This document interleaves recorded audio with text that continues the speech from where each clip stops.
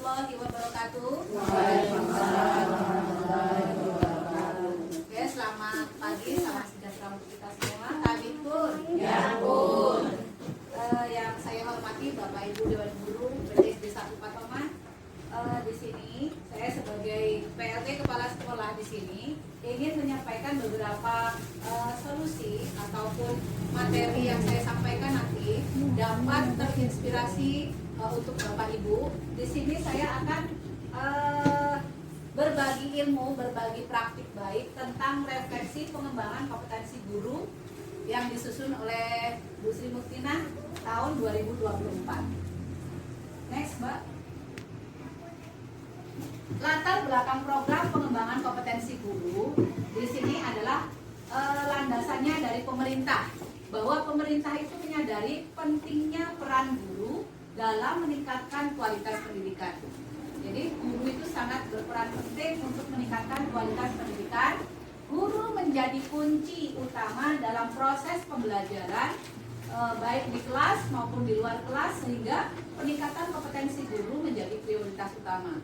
Pemerintah berharap kompetensi guru yang dimiliki dapat menjadi prioritas untuk menunjang peningkatan kompetensi dalam menuju sukses untuk pembelajaran di kelas. Program pengembangan kompetensi guru dirancang untuk membekali guru dalam pengetahuan, keterampilan dan sikap dengan kebutuhan pembelajaran. Jadi setiap pembelajaran itu butuh dari pengetahuan yang ibu punya, keterampilan, dan sikap. Hal ini diharapkan dapat meningkatkan kualitas pembelajaran di kelas dan menuju prestasi yang baik untuk siswa. Jadi selain kita dibekali oleh pemerintah bagaimana caranya kita harus berkualitas, tujuan lainnya adalah dengan kualitas guru yang dimiliki dapat meningkatkan prestasi belajar siswa. Next, itu latar belakangnya. Tujuan dari program pengembangan kompetensi dari kompetensi guru yang pertama meningkatkan kualitas pembelajaran di kelas, yaitu tadi dengan memperkuat pengetahuan, keterampilan dan sikap bagi guru. Yang kedua, menjamin kompetensi guru di seluruh Indonesia agar dapat memberikan pembelajaran yang efektif dan berdampak positif pada peserta didik. Yang ketiga, memfasilitasi guru untuk terus berinovasi. Jadi pemerintah dapat setelah tadi berkualitas memfasilitasi guru untuk terus berinovasi dan mengembangkan diri agar dapat beradaptasi dengan perubahan kurikulum dan kebutuhan belajar siswa. Jadi kalau guru kita mendapatkan kurikulum berubah-ubah, itu bukan berubah-ubah yang semakin jelek, tidak ibu-ibu, tapi perubahan itu semakin membaik, maka ada namanya perubahan kurikulum. Ini tujuannya adalah untuk meningkatkan prestasi siswa, tidak lain tidak hanya untuk meningkatkan prestasi siswa dengan mengubah cara pandang guru, ya, mengubah cara pandang guru agar mampu berkembang dan beradaptasi dengan teknologi yang ada. Seandainya pada zaman dulu kan belum banyak namanya laptop, komputer, mungkin belajarnya masih menggunakan medianya manual begitu. Kalau sekarang karena ilmu itu berkembang, jadi kita sudah dipastikan untuk dapat mengikuti perkembangan teknologi agar guru mampu berinovasi menggunakan teknologi yang ada. Jadi yang pertama meningkatkan kualitas pembelajaran, yang kedua menjamin kompetensi guru, dan yang ketiga memberikan fasilitas. Itu tujuan dari kompetensi pengembangan kompetensi guru. Next, Pak. Sekarang masuk kepada ruang lingkup program pengembangan kompetensi guru. Ruang lingkup yang ada di sini yang pertama meningkatkan kompetensi pedagogik. Nah, pedagogik yang dikuasai guru itu harus meningkat. Ruang lingkup di sini itu yang pertama. Yang selanjutnya untuk meningkatkan kompetensi pedagogik itu program ini dilakukan dengan apa? Jadi pedagogik kita bisa meningkat itu dilakukan dengan menggunakan apa? Ya seperti pelatihan, begitu ya. Kemudian guru-guru dilatih untuk dapat merancang pembelajaran yang berpusat pada murid. menggunakan metode yang efektif, metode pembelajaran. Itu kalau dulu kita belajar kuliah di D2 atau S1 PGSD, di situ metodenya banyak sekali. Di antaranya metode Jigsaw, ya kan? Kemudian mengevaluasi hasil belajar dengan tepat. Jadi tugas guru itu ada 3: mengajar, mendidik, mengevaluasi. Jadi kita memberikan pengajaran, mendidik karakternya, kemudian mengevaluasi. Nah, di situ. Yang kedua, pengembangan kompetensi profesional. Kita sebagai guru-guru sekarang ini sudah diakui oleh pemerintah dengan memberikan sertifikasi guru, karena pemerintah sudah mengakui kita bahwa kita itu profesional, guru profesional. Maka guru diberi kesempatan untuk memperdalam penguasaan materi ajar. Nah, meningkatkan kemampuan penelitian dan pengembangan inovasi pembelajaran yang sesuai dengan kebutuhan siswa. Kita sesuaikan dengan kebutuhan murid. Kita belajar dengan baik, memperdalam materi, mengembangkan materi, kemudian membuat inovasi hanya untuk murid. Begitu. Selanjutnya, dari ruang lingkup yang ketiga, peningkatan kompetensi kepribadian. Program tersebut juga berfokus pada pengembangan karakter guru. Jadi guru mempunyai karakter yang baik, karakter yang memang diminta oleh pemerintah. Seperti integritas yang tinggi, etos kerja yang tinggi, kemudian kemampuan menjadi teladan bagi siswa. Integritas itu adalah kecintaan kita terhadap negara, kecintaan kita terhadap pekerjaan, kecintaan kita terhadap pemerintahan, itu seluruhnya terintegritas. Kemudian etos kerja yang tinggi. Jadi kita sebagai guru-guru dituntut oleh pemerintah untuk apa? Kerjanya itu semangat. Kerjanya itu beretos tinggi. Jadi semangatnya terlihat tertuang kepada saat pembelajaran di kelas. Jadi tidak santai lah gitu, karena kita itu dituntut oleh pemerintah untuk itu. Selanjutnya seperti kemampuan menjadi teladan bagi siswa. Seperti contoh di kelas 1. Kelas 1 itu mengidolakan Bu Hesti. Kelas 2A umpamanya mengidolakan Bu Supri. Sampai Bu Supri yang akan pensiun pun ditangisi ya. Karena apa? Saking idolanya. Nah, mereka tentu kalau mengidolakan pasti mereka mencontoh gurunya. Contohnya kayak Bu Supri. Bu Supri memberikan karakter anak, ayo anak-anak pagi-pagi berdoa seperti guru berdoa. Mereka akan mencontoh. Bu gurunya duduk dengan rapi, duduk di situ, mereka juga akan mencontoh. Bu gurunya, ya contohnya amit ya. Oh, bu gurunya umpamanya buang sampah sembarangan, muridnya melu-melu, kan gitu. Tapi kalau bu gurunya memberikan teladan, ayo anak-anakku ambil sampah, buanglah pada tempatnya, tapi tidak menyuruh loh, dengan cara tindakan juga. Ayo diambil, gurunya ikut-ikutan juga ngambil, taruh di tong sampah. Nah itu siswa akan mengikuti, begitu. Nanti kalau siswanya cuma kita diperintah, nanti dia akan ngomel, oh, guru bisanya cuma nyuruh, lah kan begitu. Lanjut dengan keempat, ruang lingkup yang keempat itu penguatan kompetensi sosial. Nah, guru dibekali kemampuan berinteraksi dan berkomunikasi efektif dengan siswa. Ibu-ibu di kelas dituntut untuk komunikasinya baik dengan siswa, bahasanya baik dengan siswa. Siswa itu kalau disanjung seneng gak ibu? Seneng ya? Kalau dia disayang seneng kan ya? Tapi kadang kita sebagai guru manusia biasa ya, kadang anak-anak sudah disampaikan dengan bahasa yang baik, dengan bahasa yang halus, dengan bahasa yang enak dan sayang begitu. Seuai maksud, seuai jegeli. Nah, di situ banyak-banyak istighfar itu. Marah kitanya kan mesti ke bawah. Bocah gak loh, kan begitu ya. Tapi itulah kita, Bu. Kita harus mempunyai kemampuan berinteraksi. Berinteraksi itu bergaul dengan siswa. Kalau di mana dia ada keluhan, di mana dia tidak enak, kita langsung paham. Anakku kenapa ya? Anakku ini kenapa? Kenapa sayang? Apa tidak dikasih uang jajan sama ibunya? Ya, contoh, ini contoh ibu. Kemudian dengan orang tua wali juga hubungan kita baik. Dan komunikasi sekolah untuk menciptakan lingkungan belajar belajar yang baik. Jadi untuk SD1 Patongan lingkungan belajarnya udah oke, guru-gurunya oke, perhatian guru yang ke siswa juga sangat oke. Itu yang mungkin merupakan prestasi untuk kita. Next, Mbak.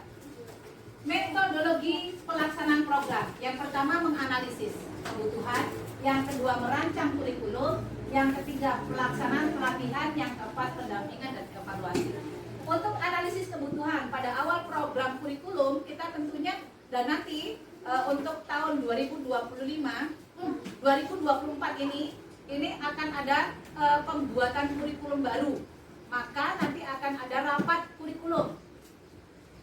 Rapat kurikulum nanti kita akan rapatkan bersama. Bapak Ibu inginnya seperti apa sekolah kita dengan melanjutkan program yang kemarin. Program yang kemarin nanti itu akan dibaca dulu. Boleh ditambahkan program yang sudah ada yang baik. Oh, silahkan dibaca, sudah, tidak usah. Tapi kalau Bapak Ibu mempunyai ide yang baru, kita tuangkan di kurikulum tersebut. Ya, jadi acuan kita menganalisis kebutuhan. SD1 Patongan itu kebutuhannya apa sih? Oh, contohnya olimpiade, olimpiade IPA, olimpiade matematika, olimpiade FLS 2M dan sebagainya. Kok kebutuhan kita stuck jalan di tempat, kurang puas? Bagaimana caranya? Mau mengadakan pelatihan kah? Atau mengadakan ekstrakurikuler kah? Atau mengambil guru-guru bagus dari luar kah? Itu nanti kita akan rancang dalam menganalisa kebutuhan. Dan kemudian rancangan kurikulum, tim ahli merancang kurikulum. Maka itu nanti yang ahli-ahli untuk dapat merubah, untuk menambahkan ke dalam perubahan yang komprehensif. Ya, dari materi pedagogi, profesional, kepribadian, sosial sesuai dengan standar kompetensi. Lanjutnya pelaksanaan pelatihan. Nah, kalau tadi sudah melaksanakan analisis kemudian dituangkan dalam rancangan kurikulum, tentunya akan ada pelaksanaan pelatihan dari tindakan tadi. Yang pertama di situ dilaksanakan di berbagai daerah tentunya dengan tatap muka. Boleh tatap muka, boleh daring. Kemudian bisa mengkombinasikan keduanya. Hari ini tatap muka, besoknya daring. Atau dalam 2 hari tatap muka, bisa seminggu daring di rumah mengerjakan tugas. Itu yang dimaksud perpaduan antara metode daring dengan tatap muka. Yang selanjutnya 4, pendampingan dan evaluasi. Selama dalam pelatihan tersebut, fasilitator memberikan pendampingan dan memantau perkembangan kompetensi guru. Nah ini contohnya seperti kalau PLPD kemarin begitu ya Bu Tumi ya, ya kan? Ada yang namanya fasil akan memberikan instruksi, kemudian materi, kemudian bimbingan. Setelah itu Ibu daring kan, melaksanakan tugas, kemudian bisa dipantau kompetensi tersebut melalui pengukuran, adanya tes. Tes itu nanti yang akan mengukur keberhasilan. Ya, Mbak?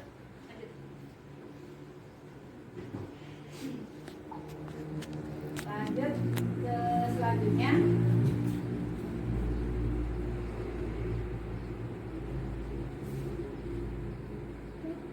Bukan, itu sudah, metodenya sudah.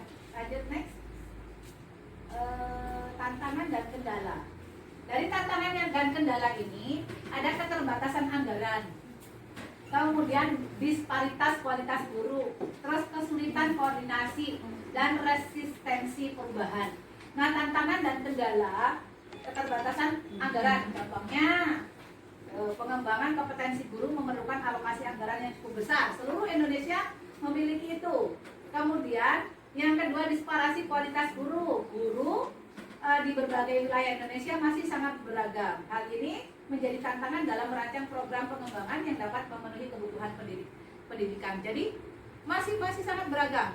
Umpamanya kalau di Sumatera, kita bagian Sumatera ya, Sumbaksel, Provinsi Lampung, belum bisa disamakan dengan pendidikan yang ada di pulau sana, Papua atau di pedalaman, ya kan? Maka belum bisa disamakan, masih banyak perbedaan-perbedaan yang ada. Kesulitan koordinasi.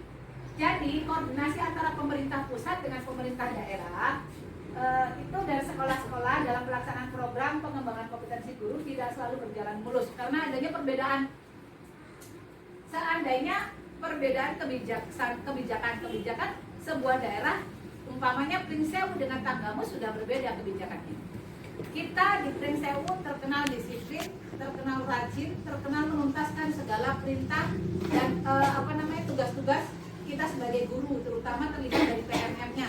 Ya, untuk Kabupaten Pringsewu, kombel di Kabupaten Pringsewu itu jumlahnya banyak banget dan itu sudah terdaftar di PMM. Sedangkan perbandingan untuk Lampung Tengah yang begitu luas daerahnya, ya hanya sedikit daftarnya. Jadi di situ, jadi perbedaan kesulitan koordinasi antara pemerintah pusat dengan pemerintah daerah itu berbeda. Resistensi perubahan, guru enggan untuk merubah nih. Ada beberapa guru masih enggan untuk berubah dan mengadopsi metode-metode pembelajaran baru, mengubah mindset kita dan kebiasaan lama menjadi tantangan tersendiri dalam implementasi. Di sini yang dimaksud resistensi perubahan itu ibu bapak, ibu-ibu. Kalau pada program-program tahun-tahun yang lalu, contohnya yang sekarang sudah mau pensiun, itu berbeda dengan kita yang baru sekarang ini. Maka itu perubahan-perubahan yang ada sebaiknya diikuti. Jadi kalau zaman dulu masih KTSP, sekarang kurikulum merdeka, sebetulnya kurikulum merdeka itu lebih mempermudah daripada kurikulum sebelumnya, karena kurikulum itu berkembang melakukan perbaikan-perbaikan yang ada.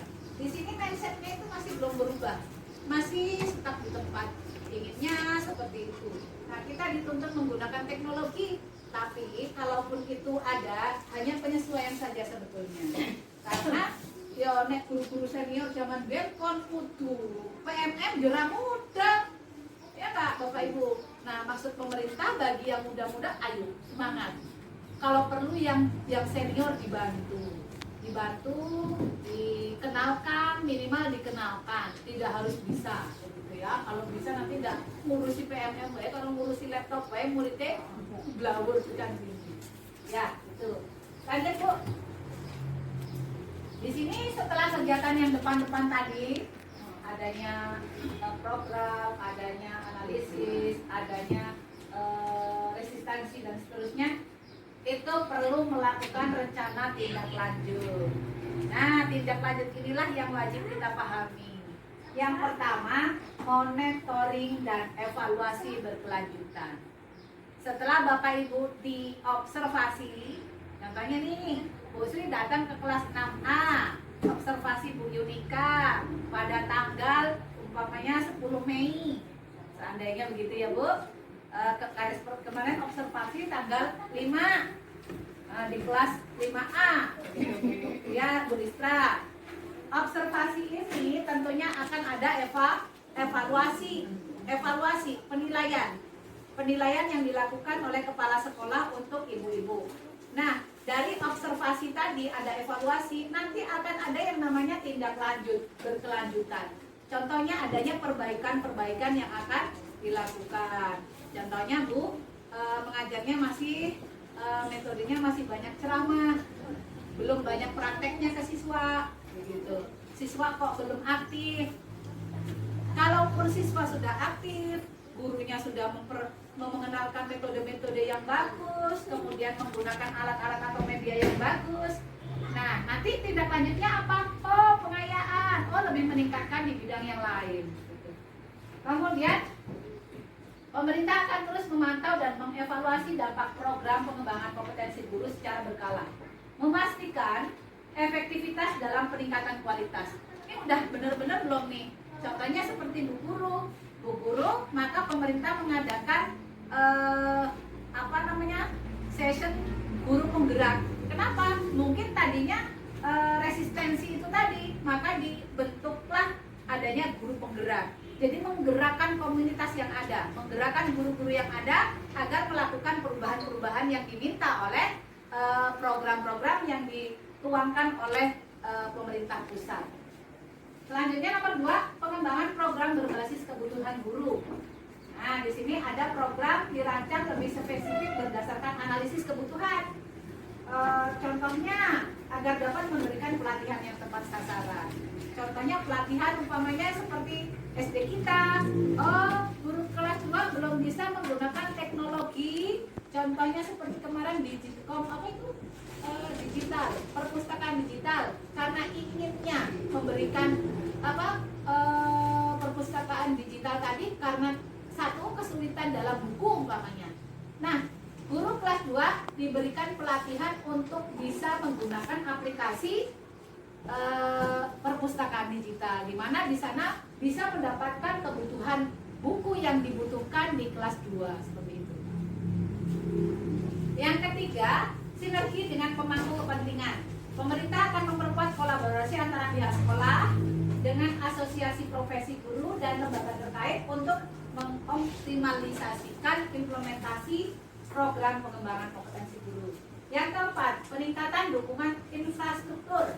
Upaya untuk dilakukan memperkuat infrastruktur digital dan fasilitas. Nah, di sini juga pemerintah akan memberikan fasilitas yang ada. Begitu. Contohnya di satu Patoman kita berdoa sama Allah, mudah-mudahan pemerintah bisa memberikan kita bantuan komputer, ya, laptop. Karena di satu Patoman muridnya banyak, belum ada bantuan sedikit pun tentang komputer, gitu ya. Jadi kita guru-gurunya udah ahli-ahli ini, yang guru-guru muda ini.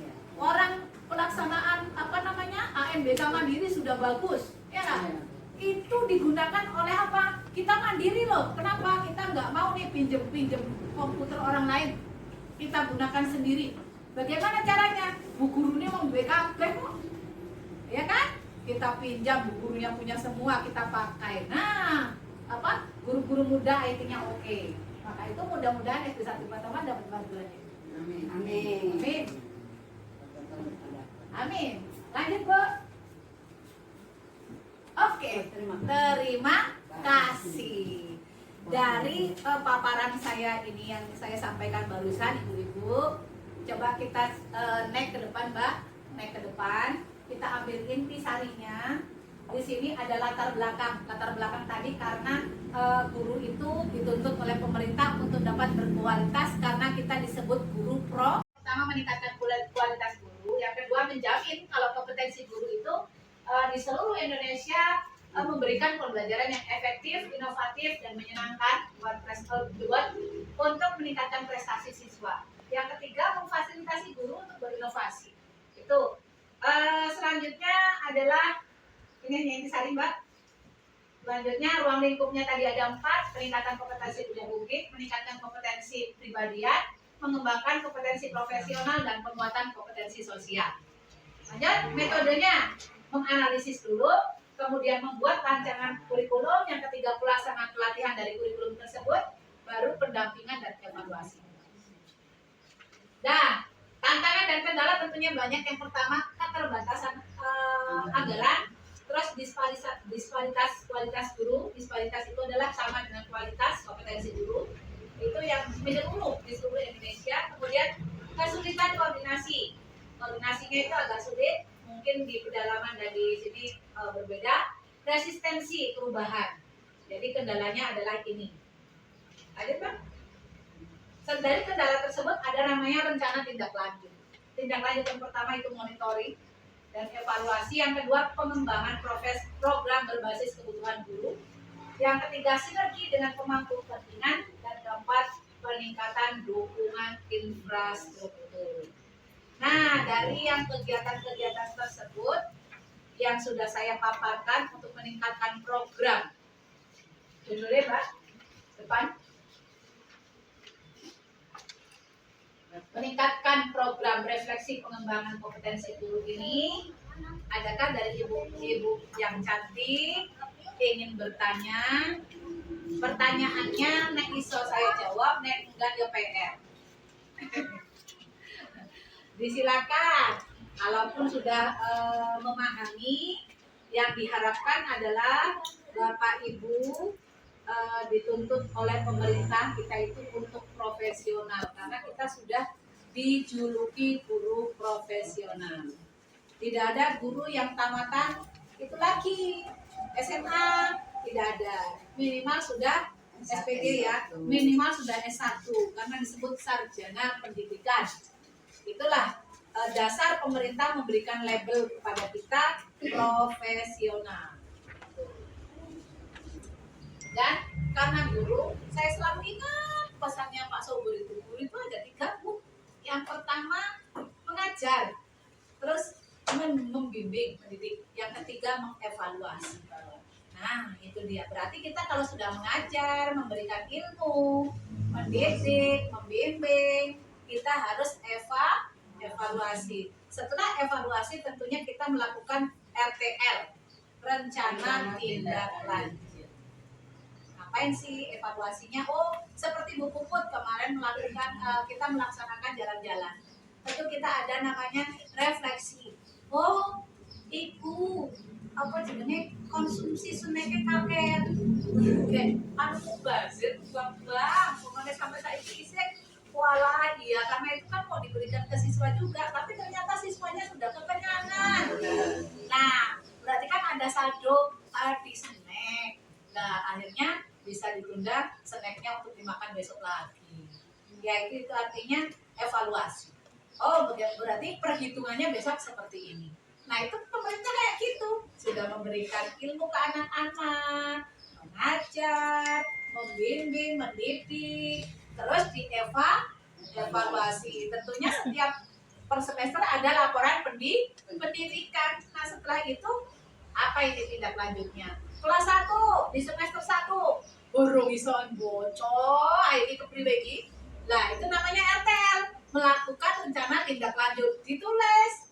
Pokoknya si Banu umpamanya. Banu iki urung iso maca. Piye carane iso maca RTL? Oh, mau tak les lah pulang sekolah. Nah, setelah RTL nanti akan dievaluasi. Angele tadi bu guru ya Allah. Ya seperti itulah jadi bu guru. Tapi jangan lupa ibu-ibu, jadi guru itu luar biasa. Ilmu manfaatnya sampai yang lahat kita masih mendapatkannya.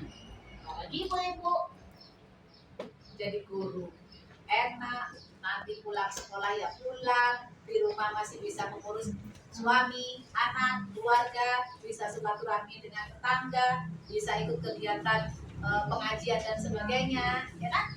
Itu makanya guru itu sebutan, aduh seneng banget lah. Nah, pahlawan tanpa tanda jasa, jasanya ngisok dibayar karo Gusti Allah nih. Amin.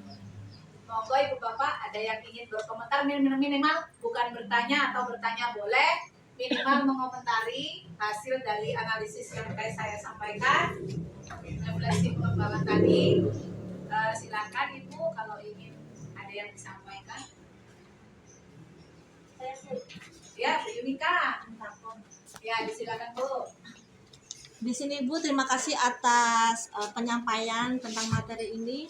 Yang ingin saya tanyakan tentang resistensi perubahan, Ya, tentang kurikulum yang Bu Sri ya.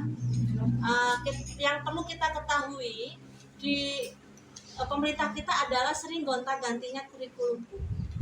Yang saya tahu, yang saya alami adalah KTSP, kurikulum 13 dan kurikulum merdeka. Jadi kita sebagai guru ini harus beradaptasi lagi Bu dengan kurikulum yang baru. Dari KTSP ke 13 kita sudah belajar kurikulum 13 Bu Sri. Kurikulum 13 sudah dipelajari, ganti lagi merdeka.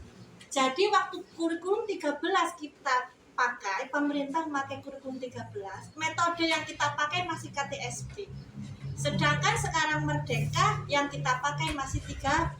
Karena sebagai guru masih baru kemarin kita belajar sudah ganti seperti itu. Ini sepertinya sepertinya evaluasi untuk pemerintah ya Bu Sri ya.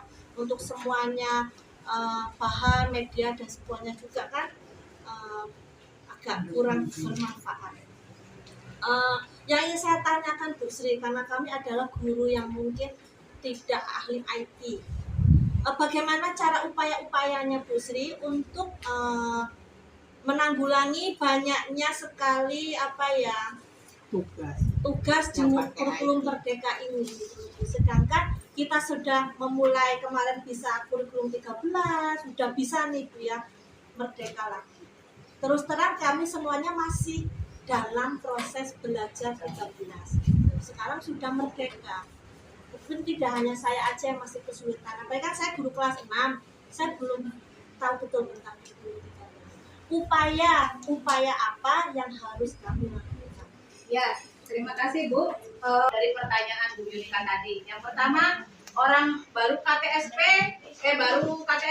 pindah ke kurikulum 13. Baru tiba-tiba belajar ke 13, naik lagi kurikulum Merdeka. Nah, itu adalah sebuah penelitian oleh pemerintah. Perubahan-perubahan itu merupakan perbaikan dari kurikulum. Jadi pemerintah itu mengambil mana yang perlu dilakukan, mana yang tidak. Jadi perbaikan yang dilakukan ya seperti itu. Jadi belum tuntas kurikulum yang kemarin sudah diubah lagi. Jadi maksudnya sebetulnya tidak lain hanyalah ingin meringankan sebetulnya. Karena kurikulum Merdeka itu ternyata lebih bagus, lebih ringan daripada kurikulum ke-13 gitu ya. Saya mengikuti pemahaman yang disampaikan oleh Pak Hendy, BPMP Lampung waktu itu.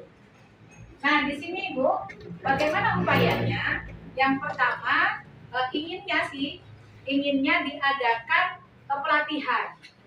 Jadi kan, kalau kita dilatih khusus, contohnya kita dilatih khusus namun tidak diberi tugas tambahan untuk ngajar musik, umpamanya. Kita dilatih digodok ini sekian hari, umpamanya ya, sekian hari di mana gitu. Diadakan pelatihan. Mudah-mudahan pelatihan itu bisa membantu kita memahami tentang kurikulum ini. Sedangkan kan pelatihan itu ngambang ya ibu-ibu ya selama ini ya, ngambang. Ini belum selesai, pelatih lagi ini, udah belum yang ini, belum Merdeka selesai, terus ada yang mana tambahan ngambang banget ya. Jadi seharusnya mengadakan pelatihan, terutama pelatihan di bidang teknologi. Jadi dikenalkan caranya, kalau di situ ada aplikasi yang digunakan, ya dilatih loh bu guru ini harus. Terutama kelas, kita belum ya Bu ya, tahun ini kita belum kelas 3 dengan kelas 6 kita belum Merdeka, masih KTSP. Nah, pada saat-saat ini nih harusnya dilatih kan guru kelas 6 itu untuk memahami kurikulum Merdeka. Jadi perubahan yang ada di kurikulum KTSP ke-13 dengan Merdeka hanya seperti ini toh. Bedanya di sini toh. Mungkin yang ini lebih ringan. Dari penilaian juga seperti itu Bu Yunika ya. Karena kurangnya pelatihan kita ya. Karena pelatihannya melalui daring. Lalu senior dilatih nganggo daring. Lah, latihan daring turun buka laptop ya bingung. Maka itu seharusnya upaya dilakukan itu melatih guru-guru dengan tatap muka, diajar dengan baik, dewe dengan ajar murid kan gitu ya. Itu pasti itu hasilnya akan bagus. Jadi upaya-upaya yang dilakukan seperti itu Bu Yunika. Sebaiknya pemerintah banyak memberikan pelatihan pada guru, tapi tidak dilakukan dengan daring, dilakukan dengan tatap muka, dikhususan. Itu akan bagus. Ya nggak Bu Ipon? Ya itu Bu Yunika seperti itu. Ya Bu, terima kasih Bu ya. Oke, ya sama-sama. Kalaupun nanti kurang ini lagi, nanti akan kita jabarkan kembali besok-besok lusa. Monggo untuk yang lain ibu-ibu cukup ya ibu bapak. Bapak-bapak wis ora enek iki, bapak-bapak siji. Terima kasih ibu-ibuku yang cantik dan hebat, guru SD 1 Patoman. Saya sudah memaparkan beberapa paparan tentang refleksi program. Mudah-mudahan bermanfaat untuk ibu semua. Kita akan sharing selanjutnya. Lebih kurangnya saya mohon maaf bila ada salah kata, dan tetap semangat. Kita akhiri dengan mengucapkan lafal hamdalah. Alhamdulillah. Bila kita wal hidayah. Wassalamualaikum warahmatullahi wabarakatuh. Waalaikumsalam.